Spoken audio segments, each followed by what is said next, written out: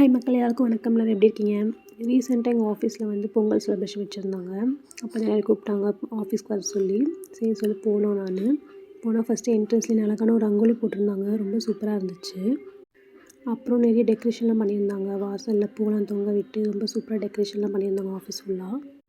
அப்புறம் கொஞ்சம் நேரம் கழித்து வாங்க எல்லோரும் போய் பொங்கல் வைக்கலாம்னு சொல்லிட்டு கூப்பிட்டு போனாங்க. இந்த பொங்கல் வச்சு இந்த பால் பொங்குறதுக்கு ரொம்ப நேரம் ஆச்சு. அப்புறம் எப்படியோ ஒரு வழியாக பாலும் பொங்கிடுச்சு. அப்புறம் அரிசியெல்லாம் போட்டு வெயிட் பண்ணணும் அரிசி வேகிறதுக்கு. அதுவும் கொஞ்சம் நேரம் ஆச்சு அரிசி வேக. ஸோ இந்த அரிசி வேகிற டைமில் வந்து எங்களுக்கு சைடில் கொஞ்சம் கேம்ஸ்லாம் கனெக்ட் பண்ணியிருந்தாங்க. லெமன் அண்ட் ஸ்பூன் அந்த மாதிரி 2-3 கேம்ஸ் கனெக்ட் பண்ணியிருந்தாங்க. அதுவும் நல்லா சூப்பராக என்ஜாய் பண்ணோம். அப்புறம் நல்லா அரிசி பொங்கி வந்துடுச்சு. பொங்கி வந்தோடனே எல்லோரும் பொங்கலோ பொங்கல்னு சொல்லிட்டு ஹாப்பியாக கத்தணும், எல்லாம் சொன்னோம். அப்புறம் பொங்கல் எடுத்துகிட்டு வந்து எங்கள் ஆஃபீஸில் இருக்க சாமிக்கு படைச்சிட்டு எல்லோரும் கொஞ்சம் எடுத்து சாப்பிட்டோம். பொங்கலையும் ரொம்ப டேஸ்ட்டாக இருந்துச்சு பொங்கல். அப்புறம் ஓகேடாப்பா பொங்கல் செலிப்ரேஷன் முடிஞ்சிச்சு, வீட்டுக்கு கிளம்பலாம் அப்படின்னு சொல்லும்போது எல்லோரையும் வெயிட் பண்ணுங்கள் அப்படின்னு சொன்னாங்க.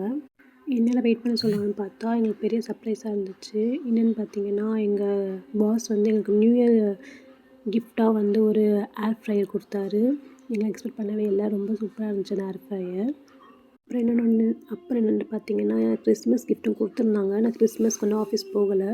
ஸோ வந்து அதை வந்து நான் என்றைக்கு ஆஃபீஸ் போகணும் அன்றைக்கி தான் வாங்கினேன்.